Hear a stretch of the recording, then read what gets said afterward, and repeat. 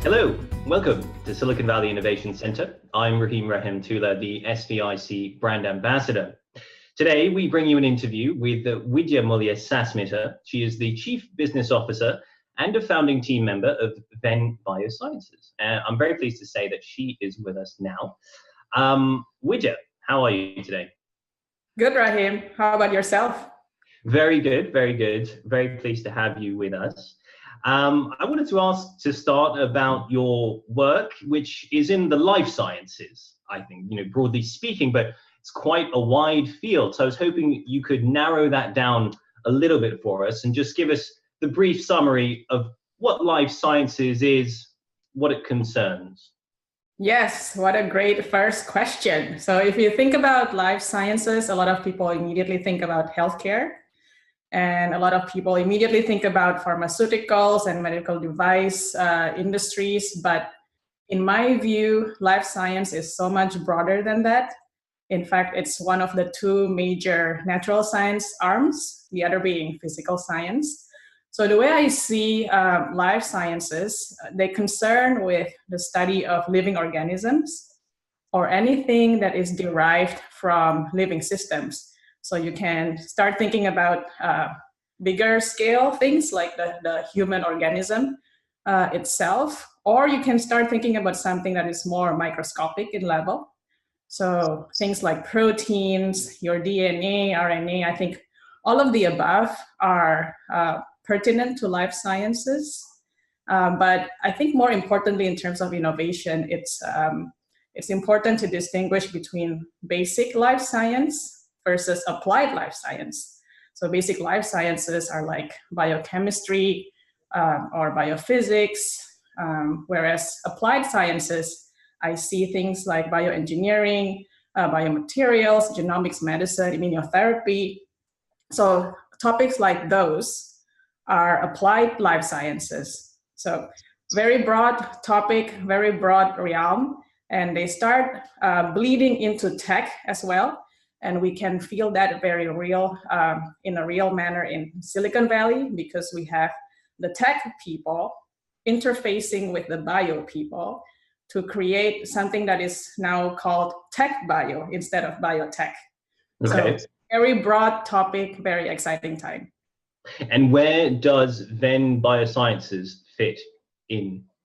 Yes, so the reason why we are called Venn Biosciences is because we see ourselves as a combination of different domains. So biology is one of the domains, like in the Venn diagram, is one of the bubbles that we are strong at. While at the same time, there's the tech component. We use a lot of artificial intelligence algorithms to make sense of the biological data, the proteomics data that we generate. And so we combine those into the same company. And which side do you fall into? Are you more from the bioscience side or the tech side? I'm more on the bioscience side. So I was trained as a bioengineer, but my engineering focus was more on materials and studying the biological systems, not so much the tech side. And how do you find it now, interfacing with the tech people? Does that bring a helpful dimension to your work? It is helpful. It is a steep learning curve for both sides, I would say. But I think just by virtue of explaining what you're good at to another person from a different domain makes you a better scientist from both sides, because now you're starting to think about how to bridge and in fact create new values based on the information from the other side that you just received. And so how do you see the differences in the way the two sides approach problem solving? Has that been a difficult bridge to cross? Yeah, so that is an interesting observation, actually. So the founder of Venn Biosciences himself is a blockchain engineer. So he came into the company, he started the company with the initial perception that give him any data, give him a lot of data, in fact, and he can find something out of it.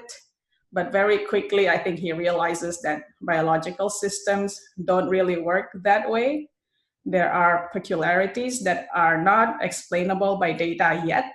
And so I think having the interactions daily between the tech engineers and the biological scientists in the same room is truly very valuable in terms of just understanding how we start approaching biological questions using computational tools that are available to the team. And one thing I read about bioscience is the way that you solve problems and do research is based on curiosity, simply, and that you will follow a line of inquiry because you're interested in it and you want to know where it might go, but you don't always necessarily know that it's going to lead to any sort of commercial a result that could be commercialized, or it's going to lead to something that could definitely be applied and have some useful function. And is that something you recognize from your own work in bioscience? And then now that you're out in the tech world, can you still work that way?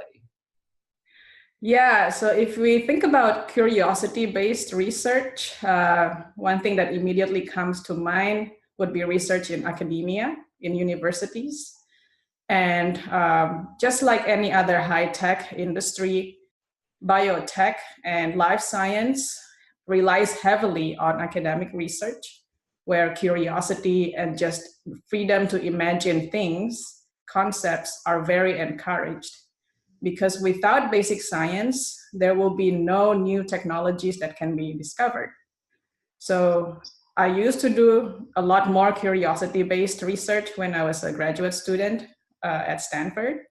But now we have to be more disciplined from the company perspective to pursue something that is commerciable in the near term. So I would say that to answer your question, curiosity-based research is important, but it is more suitable in context of academia. And so now you have to pursue ideas which have a sort of clearer potential commercial value. Yes, yeah, and interestingly, I think there are two different ways of thinking about life science innovation. There is one camp that believes that innovation should go from the bench side, meaning the lab side, laboratory benches, to the bedside where it meets the patients. So there is that camp. And then there is also another camp that believes, oh, it should start from the bedside, from the patients, the clinical needs. And once you understand what the clinical needs are, then you go back to the lab and develop a solution. So there are two different camps, and we need both sides. And quite interestingly, in the pharmaceutical and biotech world, it seems to be coming or pushed from the bench side to the bedside. So things like immunotherapy used to just start from the bench, looking at how the immune system interacts with your cancer. Whereas in medical device, I think innovation tends to stem from what is being observed by doctors and surgeons in the clinic. And then they approach the engineers, or the engineers approach them to develop a solution to tackle that. I think that side of the equation in terms of design thinking is very much encouraged by, for example, the Stanford Biodesign program.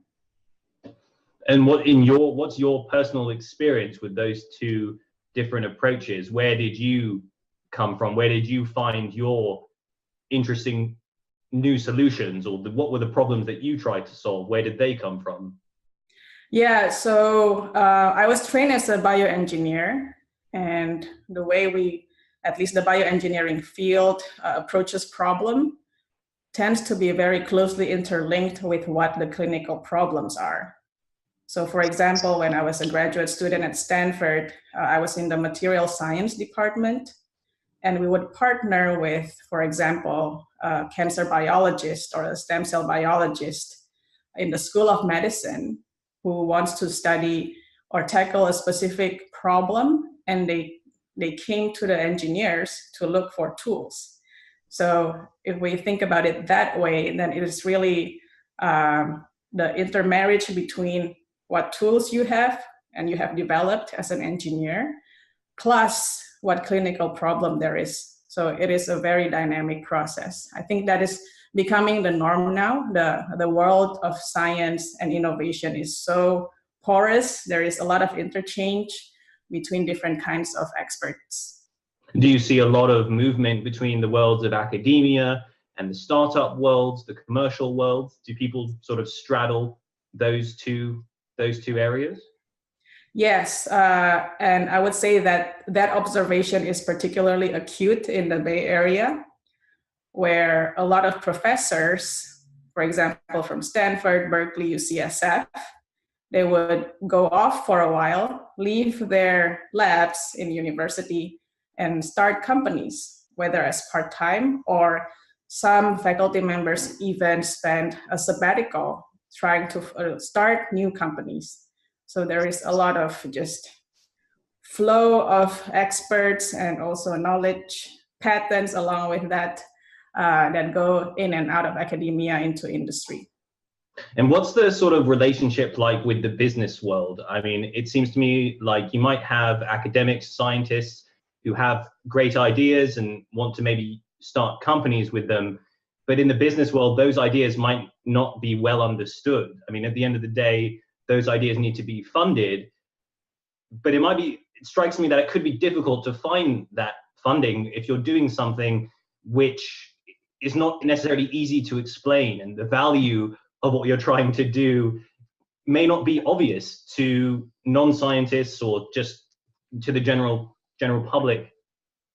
Yeah, great question. So the way I see it is we need to think about innovation and new technology in terms of its maturity. So if we go back to the concept of basic science, which is just to understand what is happening in the natural system, that, in my view, is less mature in terms of the pathway to commercialization. In fact, it's just the beginning. And as more people study it, more is known about that phenomenon. Only then can you start thinking about application usually. So you're saying in the basic science, just the basic sort of understanding of what is happening is still relatively immature.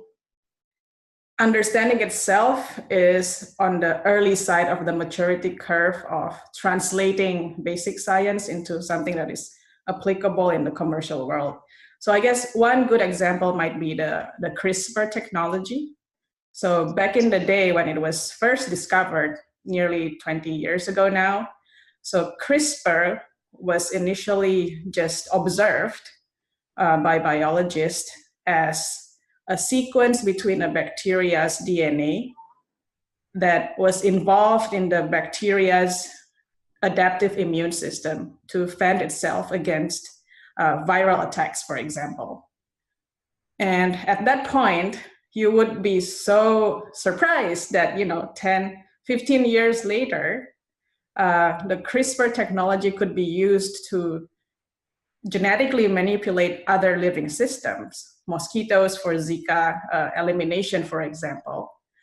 So if you think about the maturity curve of the CRISPR technology, at the first instance where it was discovered, I don't think if you go in the venture capital world to pitch that, I don't think it would have gotten much traction.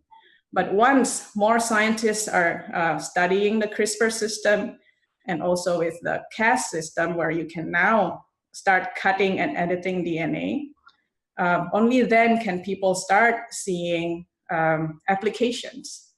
And once that first proof of concept application is realized, then the commercialization, all the investment from the commercial side can start streaming in. So is it then, do you think, a better place to pursue these potentially groundbreaking, innovative ideas within academia first for some time before they go out into the world? Because like you say, once they're in the commercial sector, you might struggle to get the funding you need, even though you as a scientist might be very convinced that you might really be onto some big idea, but if it hasn't had that proof of concept, you could have trouble funding it. So you may want to stay inside the academic world.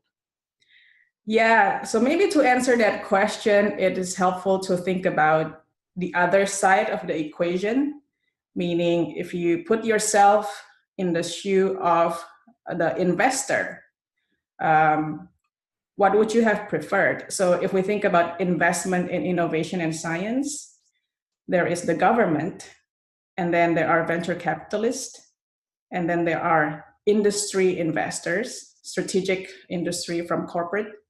So those three entities, they have different kind of timeline in terms of their expectation of getting returns on their investment. So for something that is early in the basic science region, it would be best to get funding from the government because their timeline or expectations on the return on investment on a time adjusted basis, it's much more forgiving than, for example, VCs. And what about the corporate side? So I know your background is that you did work prior to Venn Biosciences, a startup. You worked with Johnson & Johnson, which is a big multinational, 140,000 employees.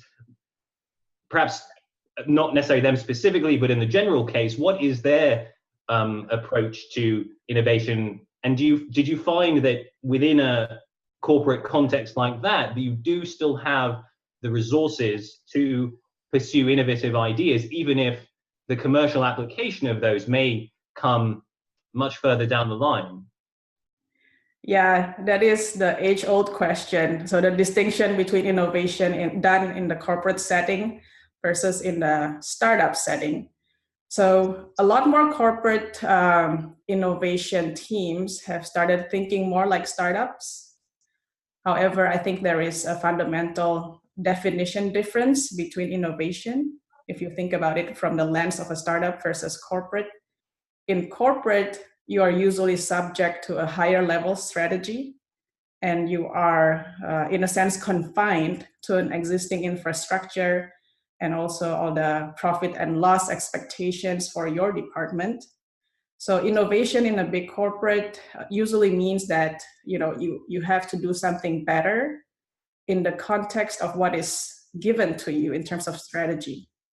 So you might be thinking about version 2.0 of your existing product.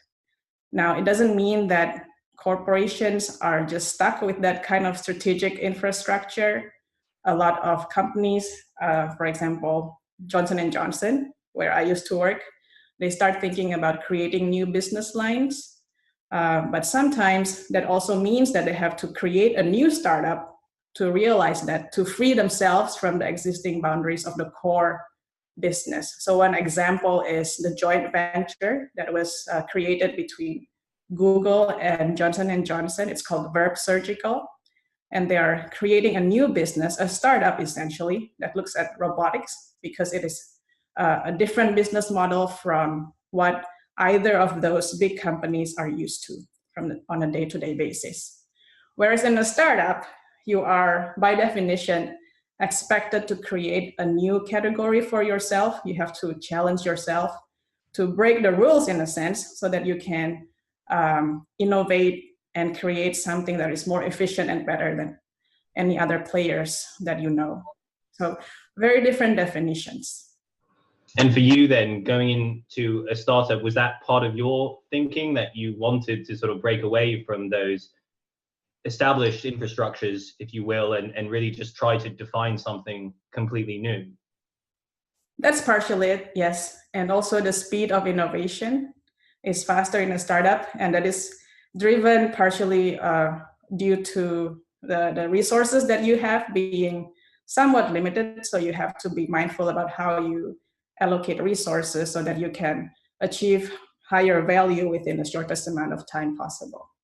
Do you ever miss those corporate structures and the more resources in that sort of situation? I sometimes miss that because I think when you're part of a bigger corporation, the things that you worry about could be more geared towards, you have more luxury in time to think about solutions because you know that the company is not going to go anywhere anytime soon.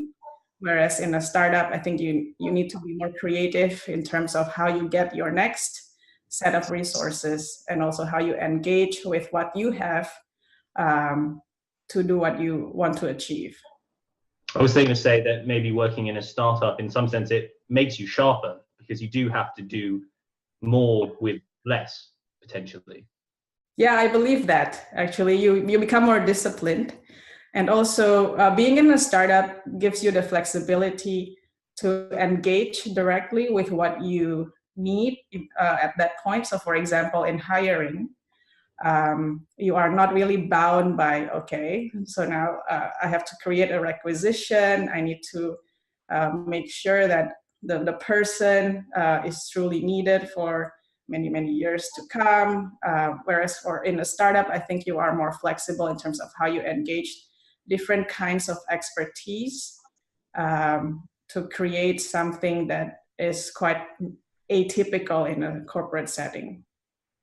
And of course, this doesn't necessarily have to be an either-or question. It's not just the corporation or just the startup. I assume there can be collaborations. And in your experience, do you think, can those be fruitful? Oh, yes. So in the end, collaboration will be key to getting things to market, in my opinion, because the path from ideation to commercialization is very complex and not linear.